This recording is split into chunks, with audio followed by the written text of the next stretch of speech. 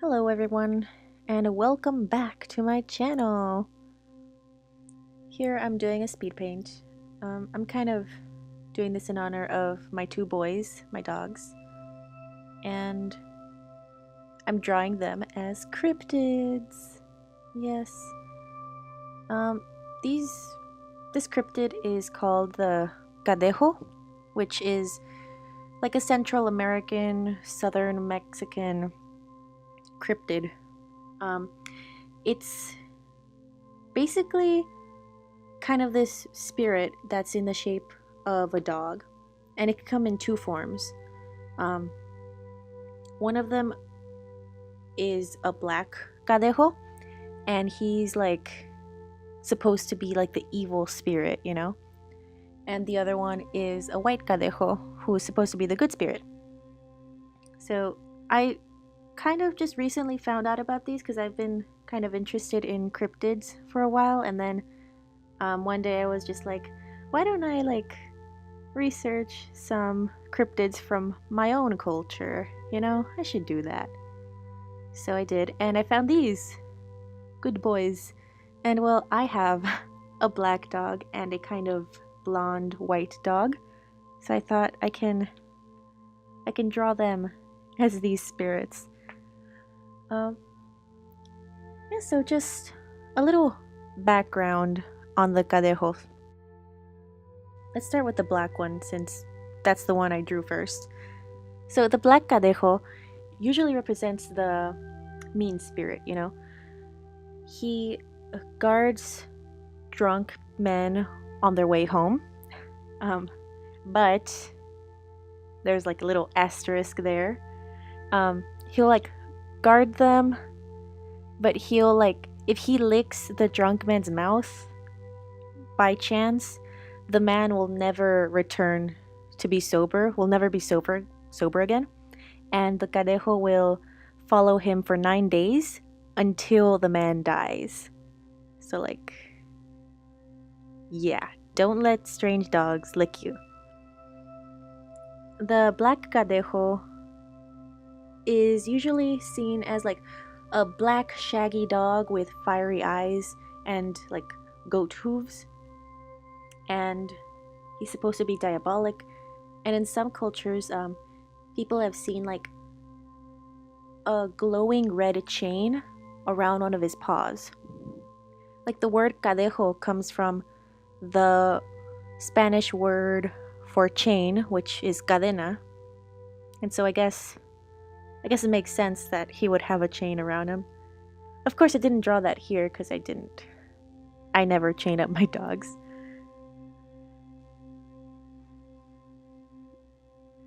And now, the white cadejo. So this one is said to be the good one, you know? He protects children and women. He's always close to the person that he's supposed to protect. Like he's always watching over them, kind of like a guardian angel. And he was created by God. God wanted to create a being that was feared by humans, but who would actually protect them. So like, it's a weird thing to do, God. But I mean, you do you, whatever. And then after God made this being, the devil was like, you know what? I'm gonna make my own spirit dog, but you know what? He's gonna be black, and he's not gonna protect people. He's gonna be diabolic, you know. So that's basically what happened. It is said that the white cadejo will not protect a man who's constantly drunk, is selfish, and is jealous. So watch out, gentlemen out there. It is said, like in some other countries, that the black one is actually the good one and the white one is the bad one. So there could be like a role reversal in either one. They're usually depicted as just like big shaggy dogs with horns and goat hooves. Either way, I wanted to draw my good boys as these little cryptids. I have drawn portraits of my dogs in the past. I think I drew a portrait of each like in 2013 or something. And when I drew it, I was like, this is so good.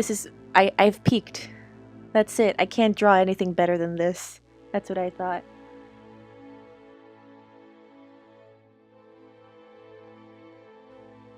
As I was drawing this, I kept on thinking it's not looking good. It looks bad. I hate it. I hate it so much, but I kept on going. Because that's what art is, you know? It's just a series of unfortunate events where you put down one brush stroke and you're like, nope, that was a mistake, but you keep on going and you keep on going until in the end you're like, you know what, it doesn't look that bad. It looks alright.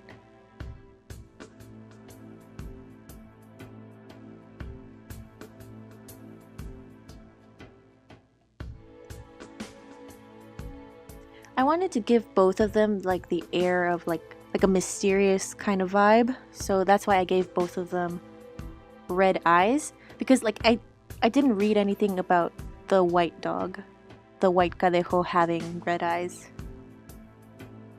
But I was like, red eyes are cool. Let's have both of them have red eyes.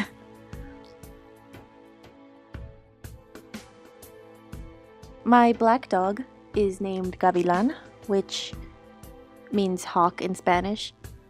It's been so many years since we got him. Got him like when I was 12-ish. And he was just a puppy. He was just a month old. It's really a funny story. We were like at this party in the desert, like in a ranch in the desert, and I had just lost my dog, and like the host of the party had heard that, and he was like, you know, we have like a litter of puppies here. If you want any, you can take one or two.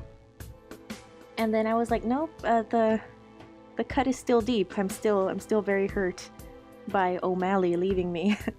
that was my old dog's name. And so we just like left the party with dogless because I was just too sad to get a dog.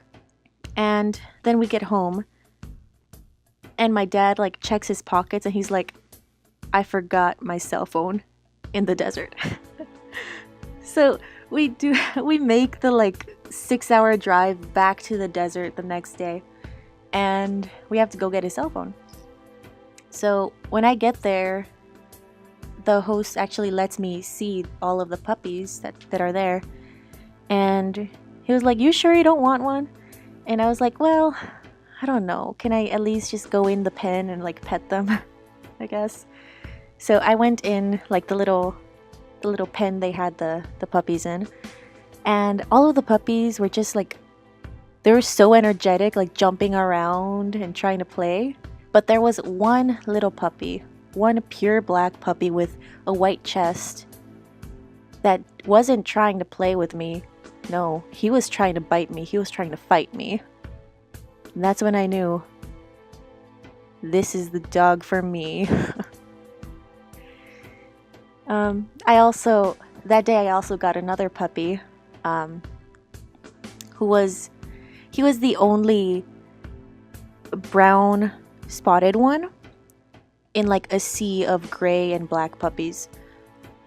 So I thought he's very unique too. I kind of want him too. So in the end I did end up getting 2 puppies, which is my black dog and his brother, who I named Mojave after the desert. Unfortunately, Mojave passed away. He got sick from something, and the sickness also got to my black dog, Gavilan. So he was at death's edge as well. But we managed to save him. And well, he's still alive today and still super energetic, still like jumps around trying to kill birds. I think he killed a cat once too. It was a whole thing. He's so violent, but I love him. He truly embodies the black cadejo's qualities. So after my black dog's brother Mojave died, we decided to make my black dog like a strictly in-home dog, because like he was still a puppy and it was winter and we were like, we don't want him to be alone outside ever, so like we just kept him inside the whole time. And he was driving my parents crazy. He was like chewing up telephone wires, chewing up like electrical wire thingies, chewing up my own toys and everything. So we spent like the whole winter just like that, just having him ruin a lot of our things.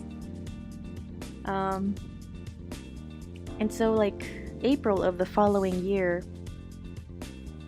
on the way back home from school one day, my mom tells me, so there was this stray dog and I let him in the house and now he won't leave, so congratulations, we have a new dog. And it was the weirdest thing, because it was so amazing to me. My mom she just sees this dog who's like super thirsty, just walking around and super like thin, hadn't eaten anything, and she just opens the gates for him, lets him in, gives him water, gives him food, and he just stayed with us.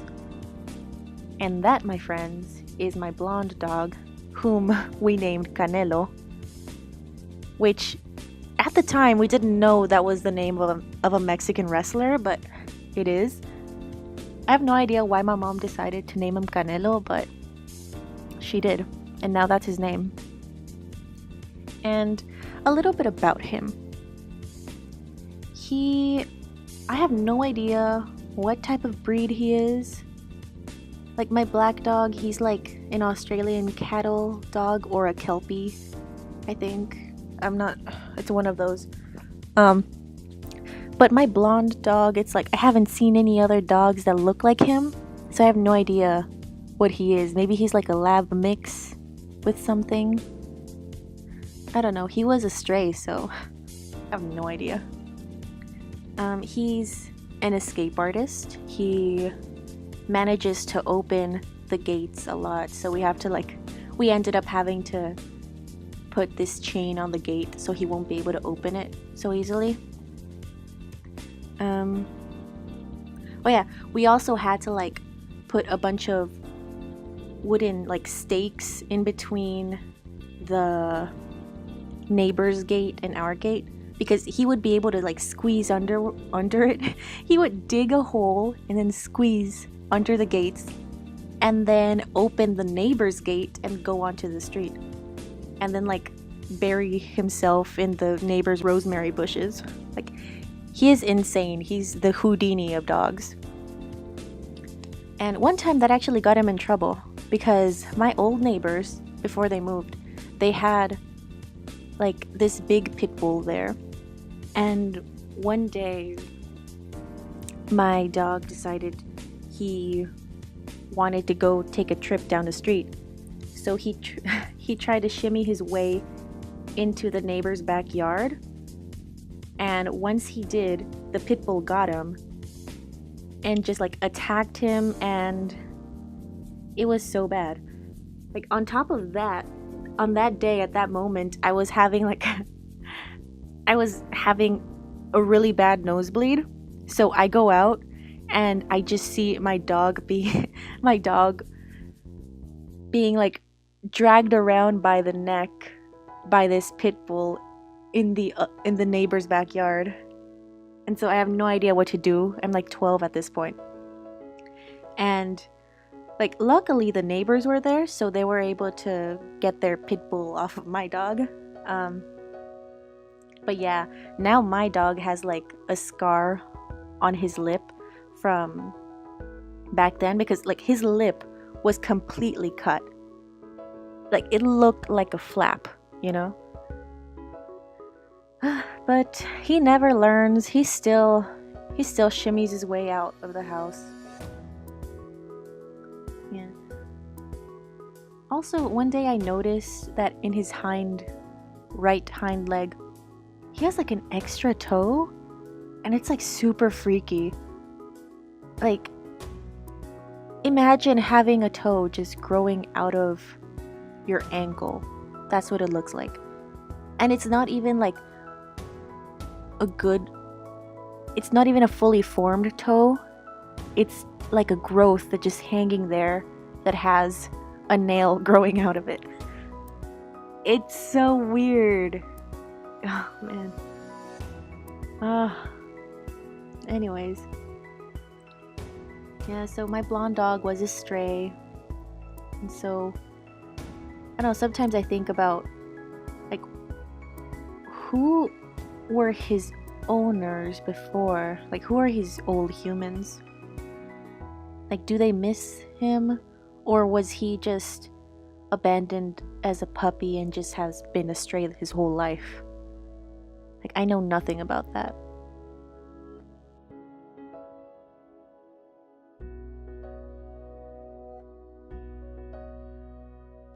Yeah, I've had a good decade and a half with these guys.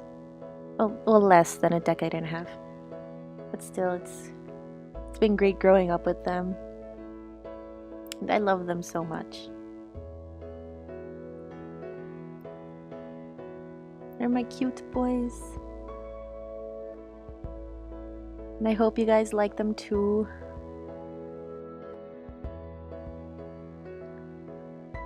I also thought this would be a very appropriate drawing, because it's the year of the dog, and well, you know, dogs. I like dogs. They're so great. Yeah, just want to wish everyone a happy year of the dog. Let's hope this is a good one. You know, here's hoping. Here is the finished product. I wanted to make them look very ethereal, very spiritual looking. I played around in Clip Studio Paint with all of the like effects and stuff. And so yeah, thank you for watching. And if you guys have dogs, give them a big pat in my honor.